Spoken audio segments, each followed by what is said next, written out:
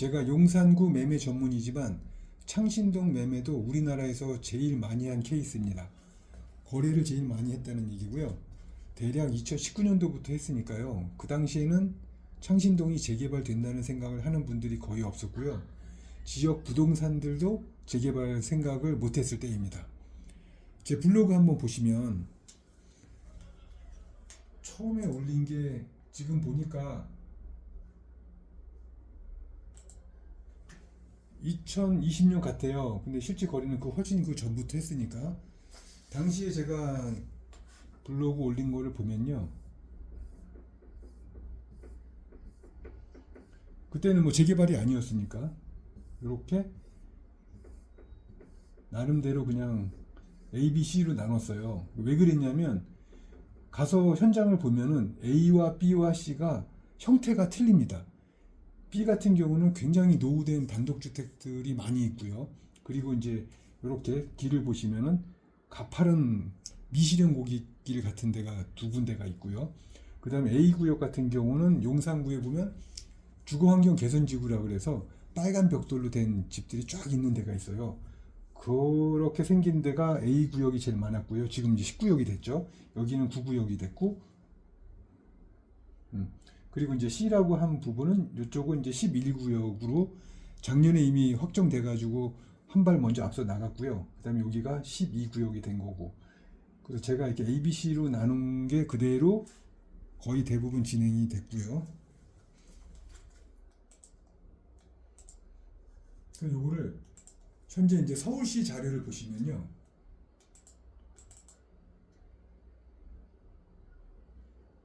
작년 11월 14일 날 서울시에서 원래 여기가 도시재생 1호였는데 재개발 하겠다는 내용이고요. 이렇게 보시면 이건 10구역, 이건 9구역을 이렇게 만들겠다는 얘기고요. 어떻게 한번 보면은 여기가 9구역, 아니 10구역. 여기가 동대문역. 위치는 좀 이따 설명해 드릴게요. 그리고 여기가 9구역. 9구역이 제일 커요. 그리고 여기가 11구역, 그 다음에 숭인동, 요거 합쳐서 개발을 하는 겁니다. 아니, 물론 여기는 큰 길이 있기 때문에 따로 가는 길이고요. 오늘 여기는 설명할 게 아니고요. 그 다음에 여기가 12구역, 이렇게 되겠습니다.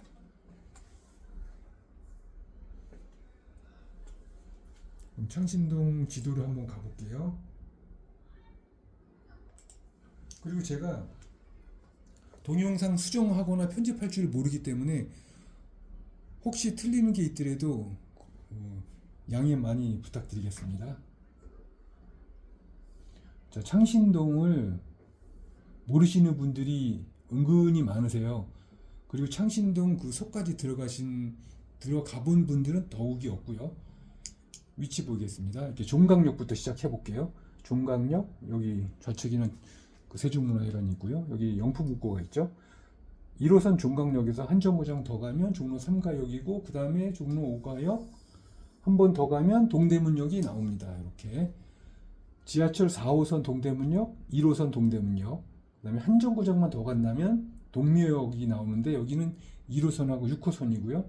그 다음에 북측으로 창신역이 있습니다. 그래서 이렇게 가운데 둘러싸인 곳이 창신동 재개발이 되겠습니다. 지금 지도를 보니까 이 아래쪽에 창신동 남측도 보이는데요. 개요만 설명해드리면 큰 대로변을 사이에 두고 여기는 창신동 남측, 북측인데 창신동 남측은 전부 상업지역입니다. 여기 1구역, 2구역, 3구역, 4구역으로 되어 있고요. 3구역, 4구역은 사업성이 굉장히 좋은 곳입니다. 근데 이제 실투자 금액이 좀 크고 매매가가 좀 크기 때문에 요거는 다음에 기회 있으면 말씀해드리고요. 그 다음에 좌측에 보면 충신동이라고 있는데 여기도 참 재밌는 동네입니다. 배달의 민족이 배달을 못하고요. 오토바이도 들어갈 수 없는 동네입니다. 자, 이렇게 보시면 여기가 이제 성곽이 되겠고요. 이쪽이 창신동이 되겠습니다. 좀 확대해 보겠습니다.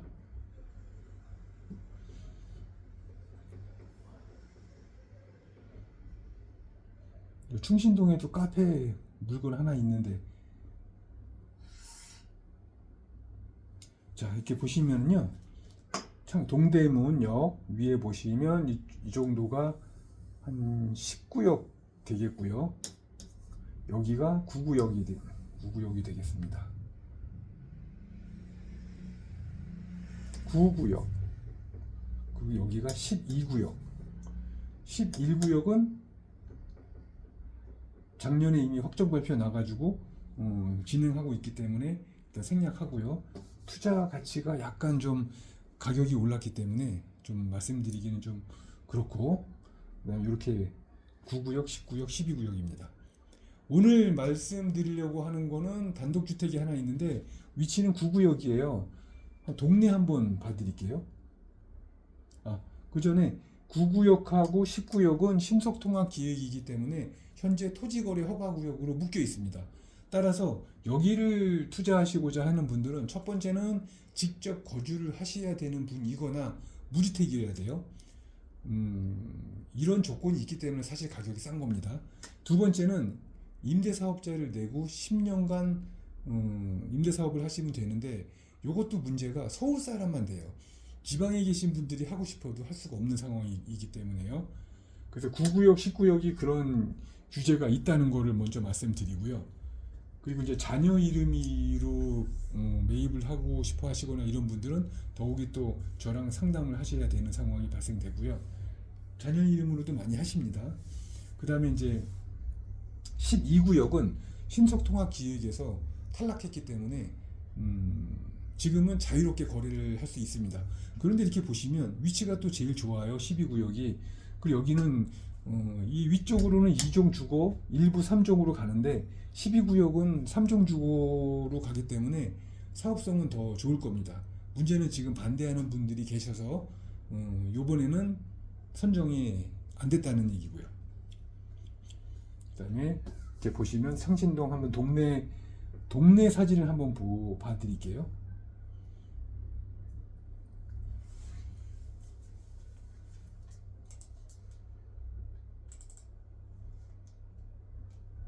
이거는 충신동 카페 물건이고요. 대략 보시면 대충 넘길게요.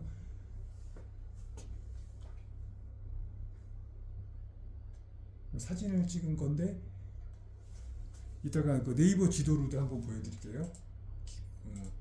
동네는 대략 이렇습니다. 이렇게 배달도 안 되는 지역이 많아요.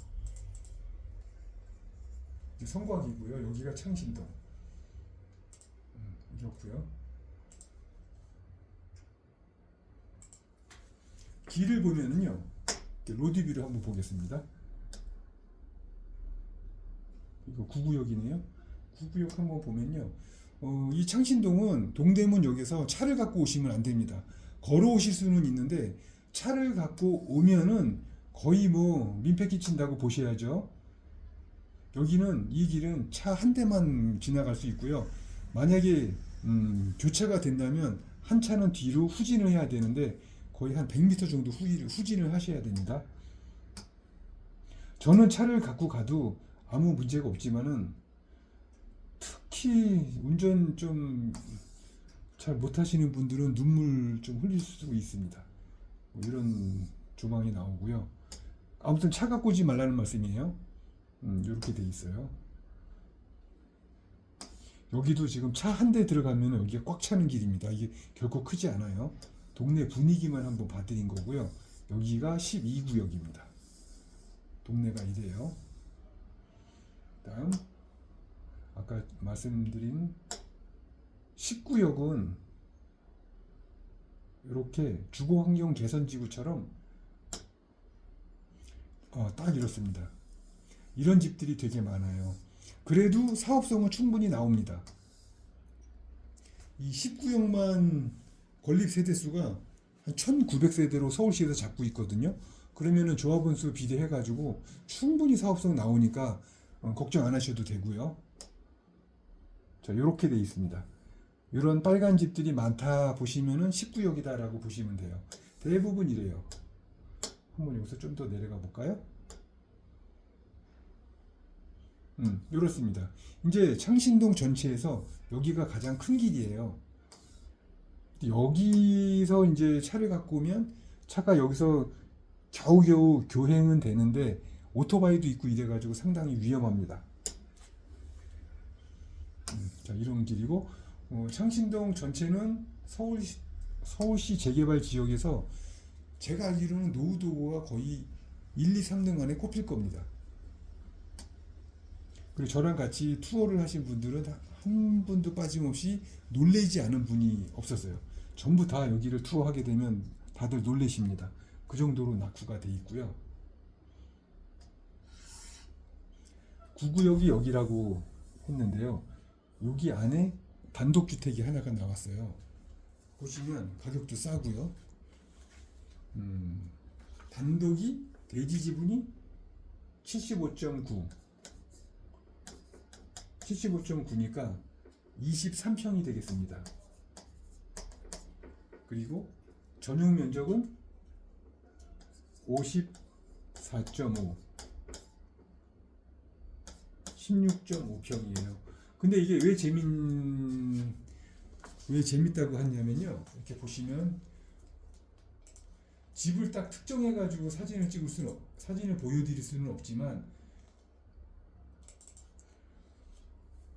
이렇게 80년대까지 존재했었던 집들이 창신동은 많이 있습니다. 이렇게 문이 나무로 되어 있고요. 이게 부엌입니다. 예전에 부엌이라고 그러고 그래도 부뚜막은 없어요. 그게 무슨 말인지도 모르는 분들 많을 거고요. 한번 보세요. 동네입니다. 이 집은 아니고요. 지금 동네를 보여드린 겁니다. 바로 옆집이 그 근처입니다. 재개발을 안 할래야 안 할 수가 없는 동네입니다. 이런 동네예요.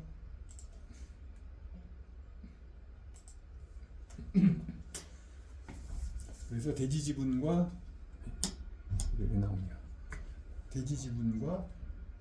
전유 면적이 이렇고요. 매매가는 3억 8천입니다.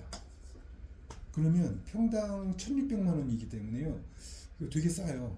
일단 신속통합기획에 선정이 됐고 서울시에서 확정이 됐고 지금 정비구역으로 지정 중에 있기 때문에 그렇게 본다면 되게 싸고요. 또 이게 가격을 내린 이유 중에 하나가 약간 수리를 해야 돼요. 왜냐하면 욕실은 뭐 거의 없다고 치더라도요. 그 화장실이 바깥에 있기 때문에 그 재래식이기 때문에 그것만큼은 좀 수리를 해야 될 거로 보입니다. 그래서 가격을 좀 싸고요. 3억 8천에 사가지고 플러스 수리비 언제 얼마큼 수리하느냐가 문제인데 뭐 조금만 한다고 치고 전세는 1억 3천 정도 받을 수가 있습니다. 그러면 실투자 금액이 얼마죠?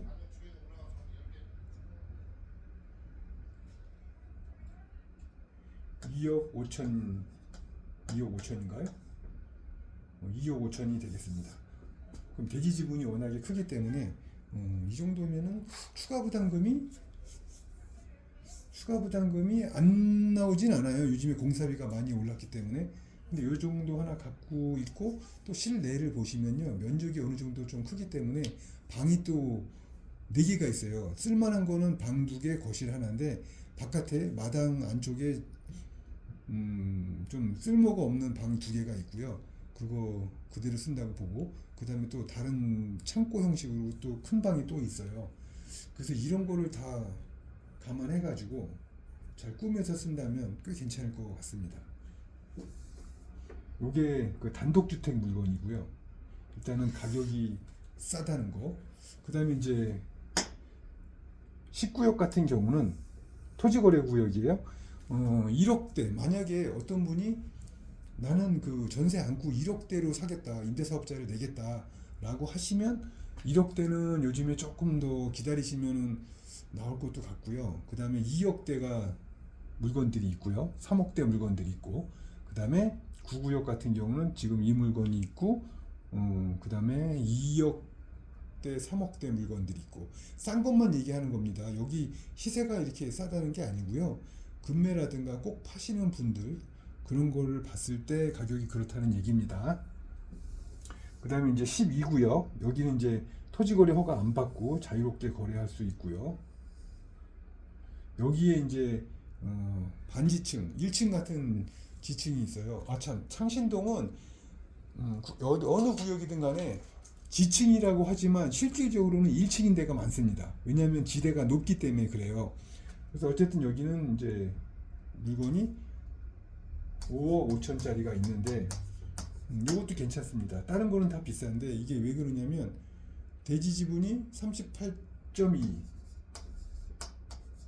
그러니까 이게 11.57평입니다. 11.57평. 이 정도면은요 추가 부담금 없이 나올 겁니다. 왜 그러냐? 9구역, 10구역에 이번에 감정평가 금액이 1차로 발송이 됐거든요.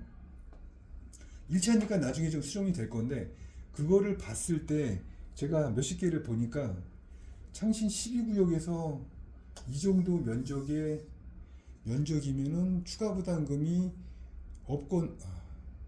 아니요, 추가 부담금이 없다 그러면 안 되고요. 감정평가 금액 자체가 이 5억 5천보다도 상향이 될 겁니다. 넘어갈 거예요. 왜냐, 여기는 좀 사업성이 더 좋기 때문에. 어쨌든 5억 5천, 11.5평, 여기에 매매가가 5억 5천이니까 전세가 2억 5천이 들어있어요. 그러면 얘 빼면은 3억, 실투가 3억이면은 됩니다. 요거의 특징은 이제 간평이 잘 나올 것 같다는 얘기고요. 이제 완전히 지하 빼고는 이 물건이 제일 싼 거고, 나머지는 이제 그거보다 좀 더 높고요. 그러니까 12구역이 더 비싸요. 왜 그러느냐? 이게 9구역, 10구역은 거래하기가 좀 어렵거든요. 근데 이거는 자유롭게 거래할 수 있기 때문에, 그러면서도 이 물건이 12구역에서는 괜찮은 물건입니다. 그리고 이제 다시 설명드리면 토지거래 허가구역이지만 9구역, 10구역에서는 1억대로 투자하시려면 조금 예약을 해 두셔야 되고, 2억대 투자 가능합니다. 그리고 3억대 투자 가능하고요.